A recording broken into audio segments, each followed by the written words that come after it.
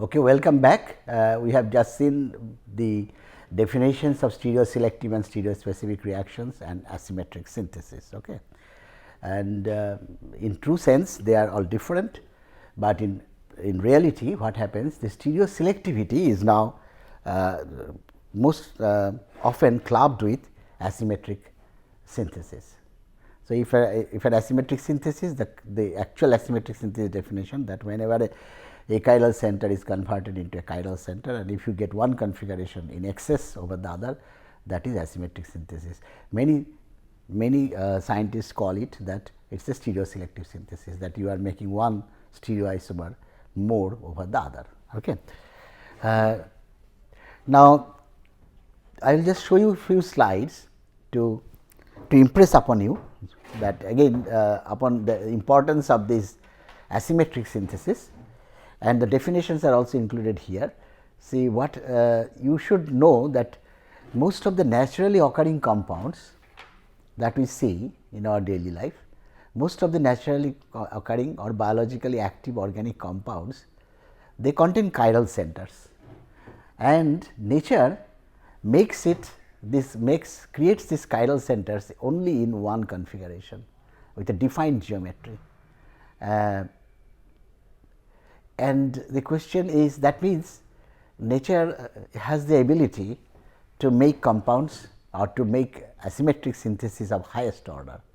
So, whenever we take, say, get menthol or drugs like antimalarial drugs like quinine, synchonine, whatever compound you call, if they are mostly chiral, and if it is chiral, that is obtained in one enantiomeric form, and that is the beauty of nature. And you have to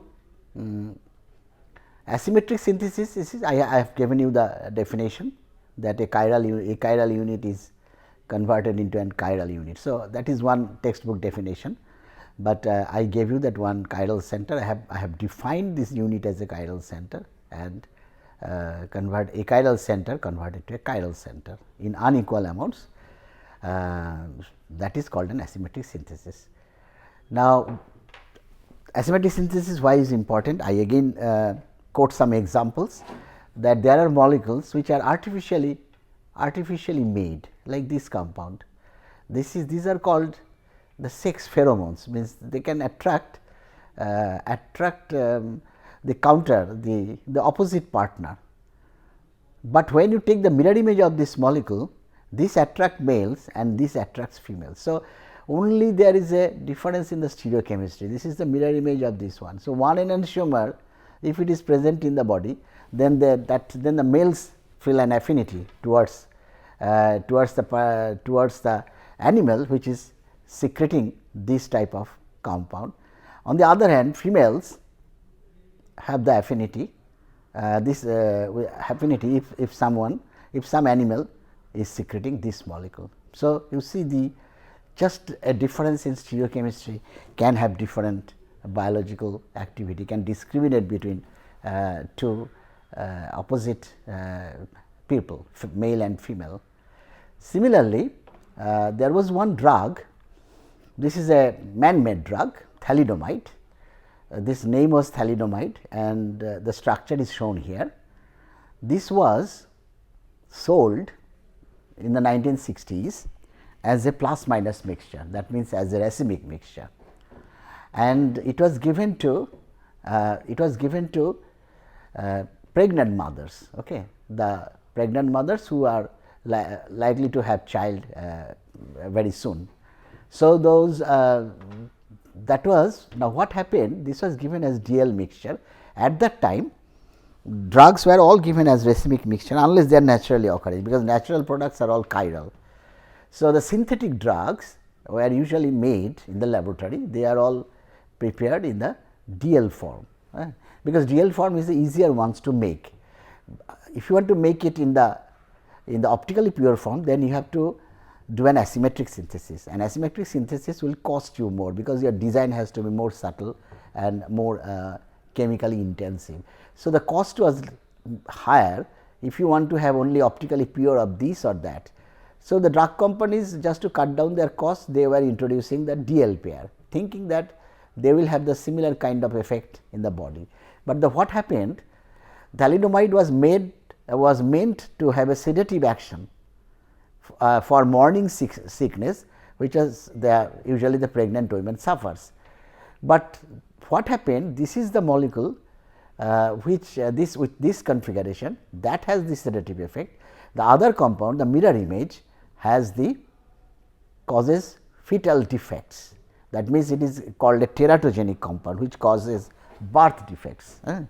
And what happened, the babies that were formed from mothers who were taking this thalidomide, the babies were born with deformed limbs, deformed legs, and this is one of the greatest tragedy in human history, that and that brought us to the importance of chirality,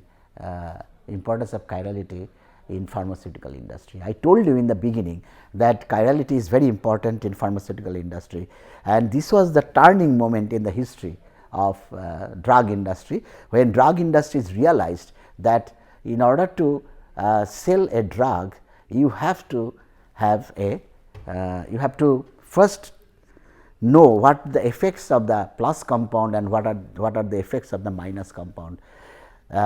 It may so happen that the plus compound is the one which is giving the required effect and the minus compound is toxic, then you have to give the drug as a chiral drug. There are many examples today of chiral drugs, like anti-ulcer drugs, S-omeprazole, like the anti-Parkinson drug that is called L-dopa, like levocetrizine is another one, an anti-allergic drug. So, there are many such drugs, which are now sold as only the in the actual active chiral form. So, asymmetric synthesis has become a very important area in pharmaceutical industry who are making drugs. Okay. So, as I said that if you have a ketone where there is a methyl and a phenyl, I gave you an example of ethyl and methyl. If you reduce with sodium borohydride, you get both R and S, because the transition states leading to the S compound or the transition state leading to the R compound, they have the same energy, and so the activation energy for the two processes are same. So, they will be formed in the similar rate, and ultimately it will be a 50-50 mixture. So, this is a symmetric synthesis, not asymmetric synthesis. On the other hand, if you have an aldehyde, if you have the same ketone, phenyl methyl ketone or acetophenone, that is commonly known as, and if your reducing agent is not chiral, is not borohydride, is a chiral hydride source. That means, it is a boron which was attached to a chiral group here. So, maybe all the hydrogens are not present, maybe because you need only one hydrogen of the boron to reduce the carbonyl to the alcohol. So, maybe you have one boron connected to one hydrogen, and the other groups are basically chiral groups, and in only one chiral configuration. If that is, those are called chiral boron reducing agents. So, if you use that compound, chiral boron reducing agents, then what happens? The transition states, because in the transition states it is the complex, the boron is complex to the carbon. So, that complex will immediately make a chiral, will involve chirality, make the molecules chiral. Okay. And then when the hydrogen comes and produces a new chiral center, they are formed in unequal amounts. Okay. So, actual result is when it is used in, it is not said which chiral boron agent is used, but a chiral hydride. These are hydride transfer agents. Chiral hydride transfer agent is used, and you can get these two alcohols in unequal amounts. So, the experiment that was done here was that S compound was obtained in 97.5% and 2.5% is the R compound. So, now you know what is enantiomeric excess. The enantiomeric excess will be 95. It is the difference between the two. Okay. Enantiomeric excess, again I repeat, it is the enantiomer, percentage of enantiomer in excess of the racemic counterpart. Okay. So, this is the start of the asymmetric reaction. Okay. I have already told you about the selective synthesis. Now, in asymmetric synthesis, there are again two terms. One is Enantio selective reaction and the other is diastereoselective reactions. Okay.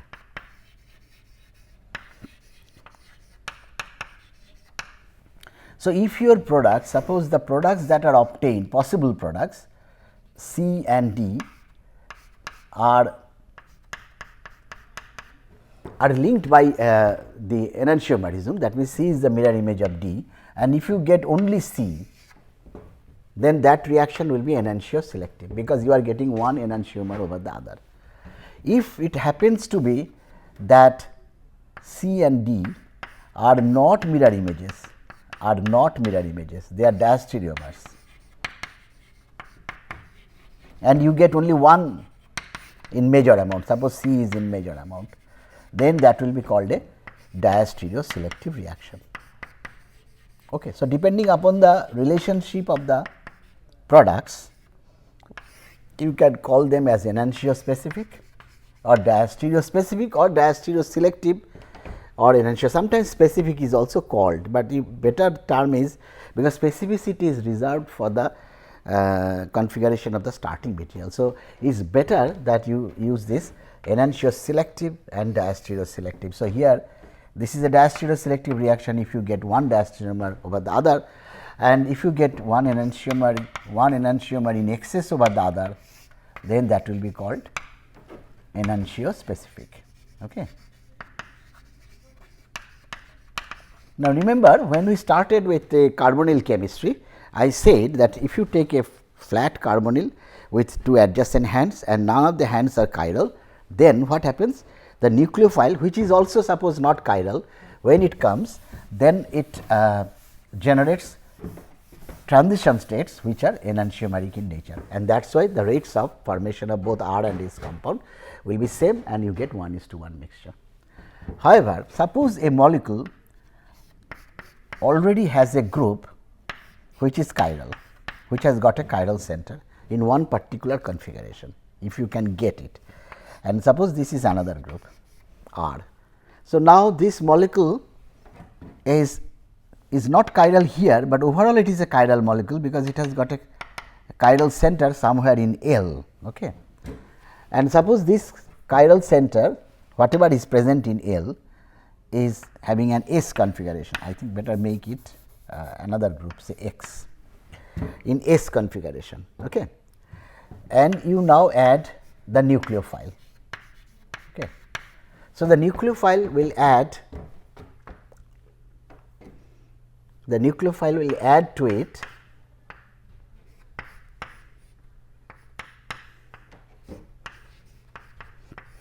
this is one possibility. I am not drawing the three dimensional structure, just a rough sketch.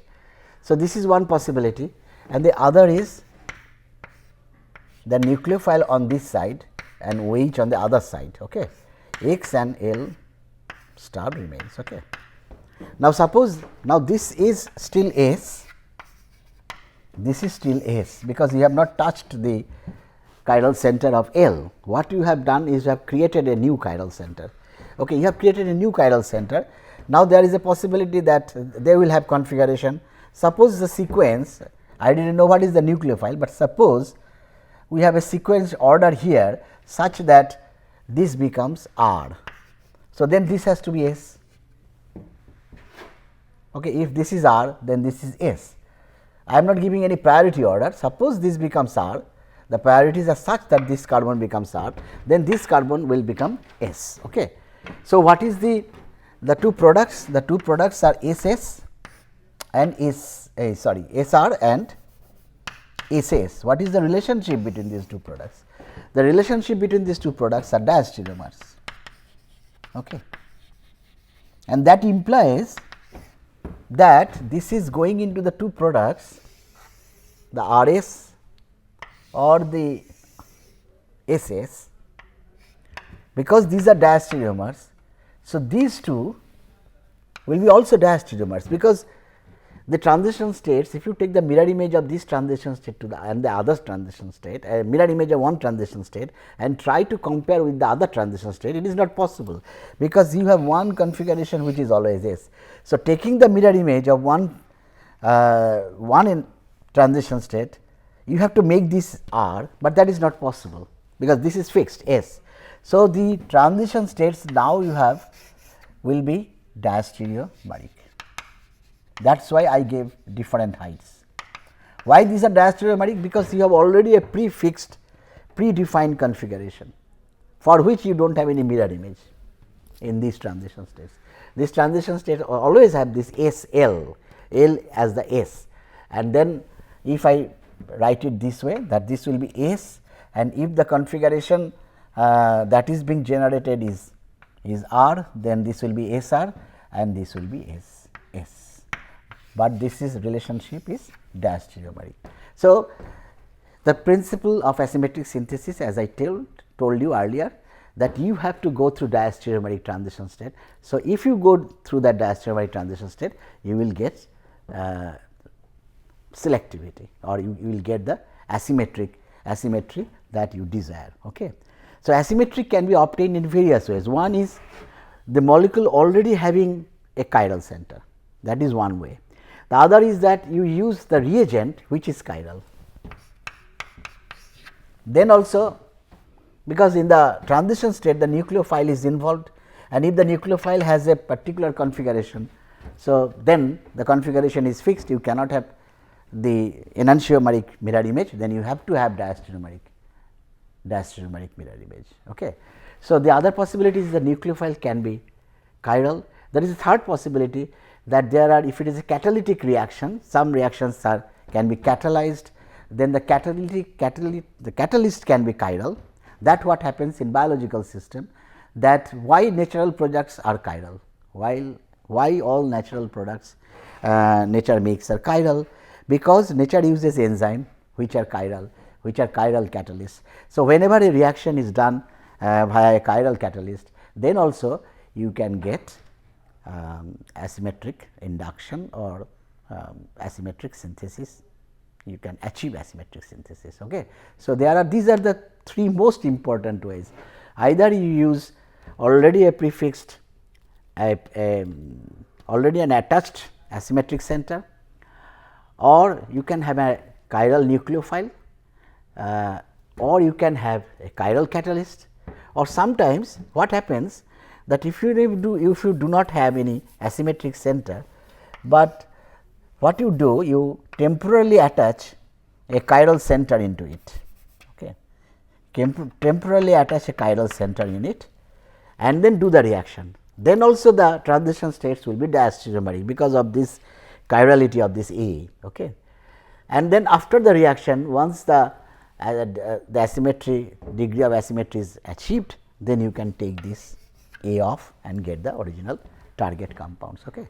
So, that is another way. So, if the starting compound is not chiral, you attach some chirality in the molecule and then do the reaction, okay, and get the diastereomeric transition states.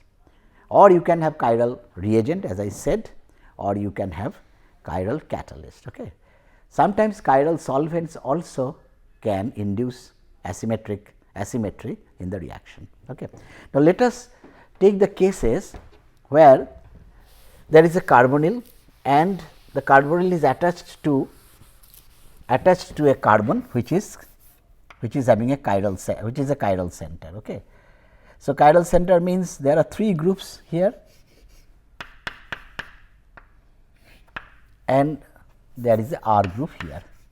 Now, if you want to do a reaction, say a borohydride reduction or a magnesium or RMGX addition, methyl magnesium bromide addition, then you are passing through a diastereomeric transition state. So, you will get the alcohols. If it is borohydride, then you will get an alcohol. If it is methyl magnesium bromide, then you will get a tertiary alcohol. But the fact is that you are going through a diastereomeric transition state because you have a chiral center here which is fixed. Now, there are certain rules which can tell you which compound is going to be obtained in major amount. So, now let us take this, inspect what I am saying. I am taking a carbonyl compound. See, this is my carbonyl group and there is a group attached, any group I can attach, suppose carbonyl in one hand there is a symmetric group, okay, and the other hand there is a attachment of a carbon which is chiral, because this is red, this is white and this is a different group. So, this is a chiral group, chiral center is a carbonyl and carbonyl has other hand. Okay. Now, you are doing a reaction, suppose a borohydride addition onto this carbonyl. So, the borohydride has the possibility the hydride can come from this side or hydride can come from this side. The question is which side you will be preferred. Now, there are certain set of rules to decide upon that. Okay. What are these set of rules? So, that we will discuss now. Okay. The first is, say this is the situation that what I am saying, that you have a carbonyl group, but this the rule is very general. It could be X, could be carbon also. That means, you are adding a nucleophile onto a carbon, that happens in a Michael type addition C++C. Usually nucleophile does not approach, it approaches only when there is another electronegative group further down. So, if it is carbon, that means it is in a Michael type addition, or if it is oxygen, then it is 1,2 carbonyl addition of onto 1,2 carbonyl system, or if it is nitrogen, then it is addition on the imine. Okay. So, whatever I am talking about the carbonyl, the same rule applies for carbon, that means double bond, as well as for the imine. Now, let us see what is the problem. The problem we are defining is that there is a group which has got a chiral center here, stereogenic center, that is the common, that is the modern name. Now, there are these two possibilities, the nucleophile can come from the top or can come from the bottom. And so, these two faces are no longer enantiotopic, they are diastereotopic. Why? Because the products, the way to do it is that the products obtained from these additions are diastereomers. So, the faces are diastereotopics. Okay. Or the other way around, that if there is a chiral center already attached, the faces becomes diastereotopic. Okay. But for easier understanding, you can say that the products that are obtained from it are diastereotopic. So, the faces are diastereomers. So, the faces are diastereotopic. Okay. If they are enantiomers, the products, then the faces are enantiotopic. But the same race concept is still there. That means, if this is 1, if this is 2, if this is 3, then that is 1, 2, 3, that means that goes in a clockwise. So, the top one is the ray and the bottom one is the psi. Okay. So, this is the scenario now. Now, the question is which phase will be favored, that was our problem. So, now let us break down this carbonyl, attach the alkyl, the groups attached to this carbon. So, our problem is that we have a carbonyl system where this is R, do not have any chirality here, but the next other hand, the next carbon is a chiral, carbon. So, it has got 3 additional ligands. Now, out of these 3 ligands, one will be, this is now the pure steric, the size, the steric size of these groups. So, one will be small, another will be medium and another will be large. Suppose this is the case, that there are 3 groups. So, one is small, so this is large suppose, and suppose the white is the smallest and the red is the medium one. So, you classify these 3 groups which are attached to the stereogenic center as large, medium and small. Then you try to figure out that what is the preferred conformation of this molecule. See, there is this free rotation happening in this molecule, free rotation. So, as the free rotation is happening, that means it has got different types of conformations. So, which conformation is preferred, and according to Cram, the conformation that is preferred, that will give the measure product, that will react in a particular fashion and that will give the measure product. So, according to Cram, if I go to the board, according to Cram, this is the simplest, the first rule that came out of addition to a carbonyl adjacent to a chiral center. Okay. So, according to Cram, that you have a conformation which is most stable is the one where the carbonyl has another group, that is R, where the next carbon, that means the chiral carbon, the large group is anti to the carbonyl. So, if that be the case, then there will be a small group, suppose on the right side, depending that of course, depending upon the chirality of that center, but suppose this is the case that it has got a conformation like this SML, or you can have another SML, okay, or depending on the chirality, again I say that you can have the other one also, R, L, S here or M there. Okay. But for a particular compound you will have only one set. I will go through the example. So, the most preferred conformation will be this or this one. Again I repeat, this is that depends on the chirality of the stereogenic center, whether LMS will be anti-clockwise or LMS clockwise, that depends on the configuration of the chiral center. But this is the preferred conformation, where the carbonyl, the other way to say, the carbonyl is flanked between the small and the medium. Okay. So, once it is fixed like that, then the borohydride, suppose I am doing a borohydride reduction. So, boron is complex to the oxygen and then it has got the hydride. So, the hydride will now approach the carbonyl from the side of the small R group, and it will the hydride could have approached from the side of the medium group, but he says according to Cram that this approach is not favored. The approach which is favored is the hydride or the nucleophile. Here hydride is the nucleophile, that is the that approaches from the side of the smaller group. So, if that happens, that means OH will be on this side and hydrogen will be on this side. Okay. So, let us go to this example which is written here on the slide. Okay. So, this was my compound, and if you try to draw the correct Newman projection, keeping the carbonyl flanked between the small and the medium, you should not make any mistake which side will be S, which side will be M. So, the way to do it now is the carbonyl is actually the front carbon, okay, front carbon. That means, if you look from this side, so you see the LMS is from this side, again I repeat, if you look from this side, the LMS looks clockwise. Okay. So, whenever you put these groups LMS, that should be in a clockwise fashion, LMS, that means you are on the correct path. Okay. Again I repeat, carbonyl is on the top. So, you have put the carbonyl at the top. So, the LMS, while viewing from this side, you maintain that whatever the directionality of LMS. So, that is maintained here, LMS is like that. So, this is the correct conformation of this, and the carbonyl is flanked between S and M. So, according to Cram, now L is anti to the carbonyl. So, now the nucleophile will approach from which side? From the side of the smaller group. Okay. So, that is from the side of the smaller group.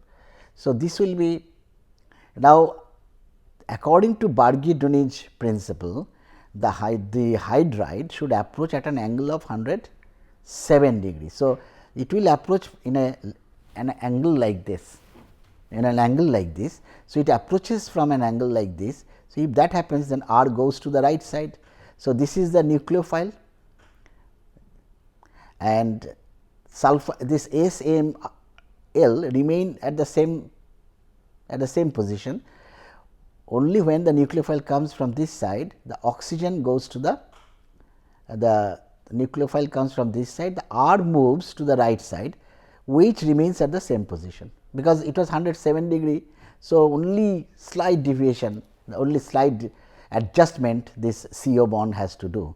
So, it is almost at the same position. So, this is OH, this is M, this is S, and this is L, and that is R. So, now you can from the, if the nucleophile approaches from this side, then the R will be on the left side. Okay. So, that is the difference. So, this is the these are the two diastereomers possible, but the major product is the obtained what is when the nucleophile approaches from the side of the small group. So, this is what is called the classic Cram's rule. Incidentally, Donald J. Cram, he gave that rule. He received Nobel Prize later on for some other work, not this stereochemistry work. There are other interpretations, other rules which can also explain the formation of this as the major product, and we will end up with this. This is the other model which is called Felkin-Anh model. In the Felkin-Anh model, they differ from the Cram model in the sense that they say that the preferred conformation is not the that the carbonyl is flanked between the small and the medium group. Here they say that the large group has to be perpendicular to the carbonyl. So, the large group has to be perpendicular to the carbonyl. So, this is L then, and then you have to maintain that what I said from this side LMS is clockwise. So, that you maintain LMS is clockwise. So, this is one configuration, but the large group can be on this side also. So, you rotate by 180 degree, bring the large here and the medium here goes there and the small comes here. Now, between these two, which one is here? It is there is RS interaction, where the interaction between R and the S group, the small group, and here it is R and the medium group. So, obviously, this one will be the more stable one. So, now the nucleophile will approach from this side opposite to the L group. So, it will approach from this side and from the side of the small group. That means, according to the Barge-Dunich. So, it comes from an angle of this 107 degree, and the product, I do not know, the product is not written here, and the product will be formed. If you have to just put the nucleophile here and the wedge almost at the same position, and R goes in the opposite direction. Okay. So, this is what is called Felkin-Anh model. I think next day we will do this in a more elaborative fashion. So, according to Cram, this is the situation, this is the preferred conformation, this is Cram model, and according to Felkin-Anh model. So, you have to place this, that the carbonyl is this is R, then L is here, M is here and S is there, and not the other way. Other way around means L is on this side, and then what happens? You have interaction between R and medium. So, L, medium and S. So, this interaction will be there. So, that will not be there. So, this is the favored conformation. Now, the nucleophile approaches as per the Barge-Dunich trajectory, and then carbonyl almost stays here. So, the product that will be obtained is, so R will move out now. So, this is OH, this is R, this is the nucleophile, and then you have the S, you have the L and you have the M. So, just slight, you can just move it a little bit to eclipse all these. So, S is somewhere here, okay, somewhere here, M is here and L is there. Okay. So, that means, if you rotate it, S will eclipse nucleophile, M will eclipse OH and L will eclipse R. It is the same product, remind you, it is the same product as the Cram product, but this is a better approach than the better approach. Later on, this is supported by quantum mechanical calculations. So, now many people prefer the Felkin-Anh model and not the Cram model. We will discuss some other systems, some of the tricky systems where the Cram had to extend his model, or Felkin also had to extend his model. The earlier model was based on steric size of L, M and S, but later on they found that if one of the groups is a polar group, or if one of the groups can form chelate complex with the carbonyl, then the whole thing falls apart, this model falls apart. So, you have to change the model and accordingly draw the preferred conformation and get the correct product. Okay. So, we will do that in the next class. Thank you.